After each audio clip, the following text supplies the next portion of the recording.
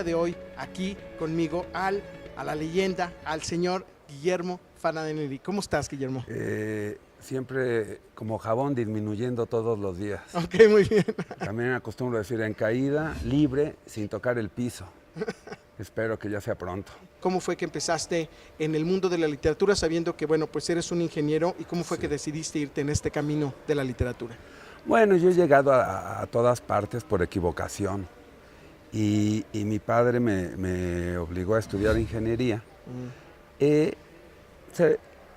Había que darle el gusto, puesto que había trabajado mucho para darle a sus hijos educación.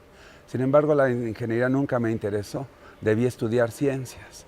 Pues las ciencias contienen en sí más preguntas filosóficas, más especulación, hay más misterio que en la propia ingeniería. Y finalmente llegué tarde, como te digo siempre, he llegado tarde a todos lados. Comencé a publicar como a los 32, 33 años, pero a escribir desde muy joven, porque es una especie de vocación que nadie puede detener, un impulso ciego. Ni siquiera lo pensaba. Pensar que uno va a ser un gran escritor a mí me parece un dislate. Caminas, sigues tus impulsos, trabajas mucho y entonces vienen resultados, consecuencias, no las esperadas. Nunca vienen a ti las consecuencias esperadas. De modo que ser escritor no es una carrera para mí, es más bien una aventura. A veces se convierte en un martirio, ¿no? Y mantengo con me gusta más leer que escribir, pero es también un oficio. La literatura es un oficio, es ser albañil, chofer, etcétera.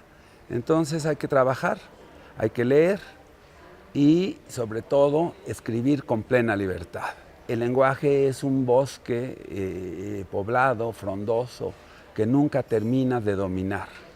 La lengua, en mi caso la lengua castellana, pues es laberíntica, es insólita, siempre te da sorpresas. Jamás creo que domino la lengua castellana. Cada libro mío al final me da una sorpresa. Por más que comience vía un camino, el final siempre es inesperado. Empecé a escribir para impresionar a mi vecina y le escribí unos versos y unas cartas de amor. Y después me interesó más la literatura que mi vecina. Y continué escribiendo historias, siempre he sido fabulador. El escritor es un mentiroso profesional, pero sus mentiras tienen una relación íntima con la realidad. Es, como acostumbro decir, la novela, una mentira verdadera, una mentira vital, que nos acerca a comprender lo que somos. Era un escritor rebelde, digamos. Siempre, como lo dijo alguna vez o lo escribió André Gide, el escritor siempre tiene que ir a contracorriente. El conformismo no es parte de los planes de un escritor que se precie de serlo.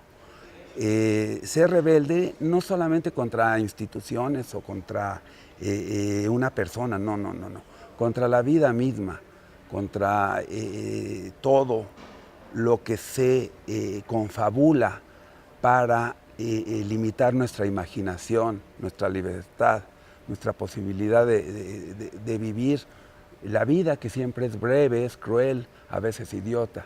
¿Cómo fue que lograste acercarte a las editoriales y cómo le hiciste para poder publicar?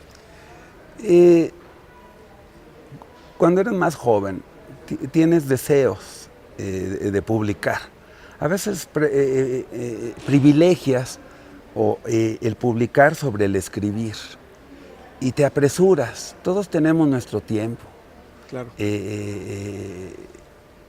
un ritmo. Las novelas se van tejiendo a su manera, los relatos, los ensayos.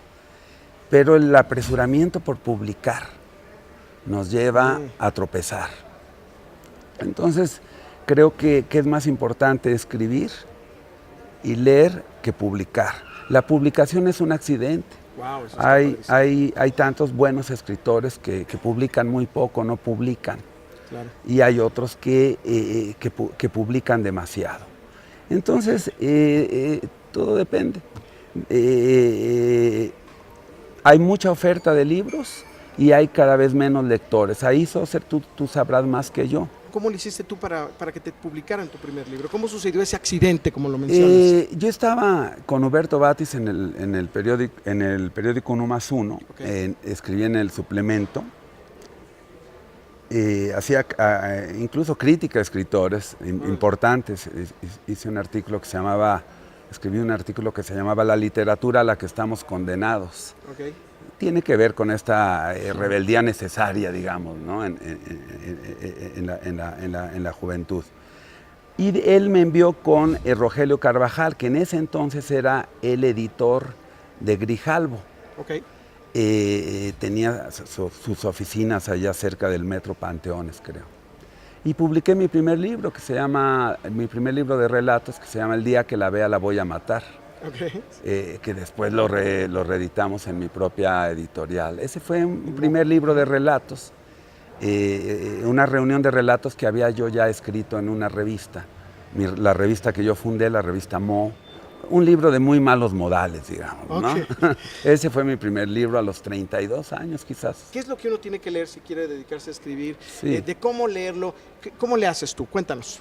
Mira, en mi casa no había libros. Mi papá llegó a comprar alguna vez una enciclopedia que yo devoraba. Mi madre leía poco. Entonces no había libros en casa. Cuando no hay libros en casa tienes que buscar en otro lado. Claro. Por eso las bibliotecas públicas, las librerías, las escuelas, etc. Entonces, a través de mis profesores de secundaria, de preparatoria, yo llegué a escritores que de inmediato detonaron en mí la necesidad de escribir. Es decir, me sedujeron con sus historias. Carlos Fuentes, con Las buenas conciencias. Okay. La literatura de la Revolución Mexicana, que es una literatura, llamémosle realista, sencilla, aventurera, que de inmediato me atrapó, ¿no? Sea Mariano Azuela, sea Rafael F. Muñoz, etc. Y después yo mismo fui construyendo mi camino.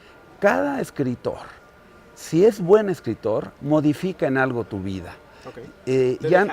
Ya no eres el mismo, okay. No te deja impasible, cambia, aunque sea unos pequeños grados, la dirección de tu andar, digamos.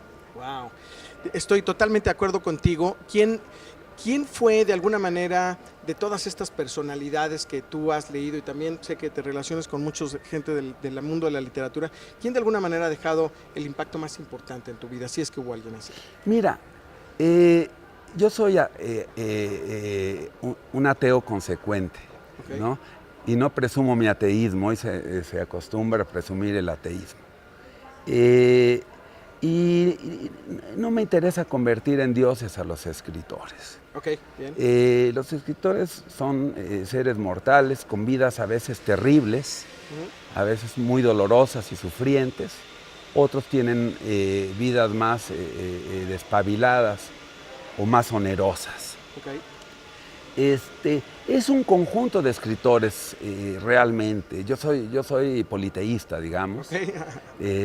Y más que decirte un escritor, te digo 5, por ejemplo, ¿no? Los 5 escritores que... Joseph Roth, por ejemplo, con La leyenda del santo bebedor, con Job y otros libros.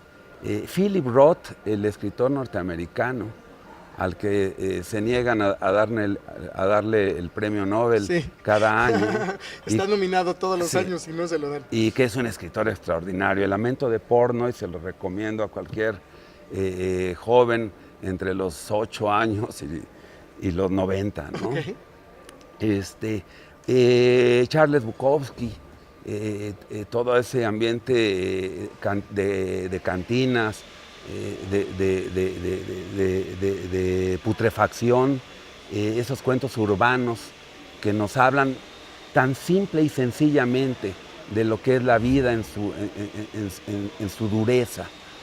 John Fante, el escritor italiano norteamericano, cuyo libro Pregúntale al polvo, a mí, sí, que además con prólogo de Charles Bukowski, me impresionó hondamente. Recuerdo que de ese libro de ese escritor decía Charles Bukowski: por fin me he encontrado a un escritor que no le tiene miedo a los sentimientos, decía de John Fante. Y por supuesto, Octavio Paz, claro, ¿no? Octavio Paz a mí me lanzó por el camino del ensayo, porque he escrito libros de ensayos.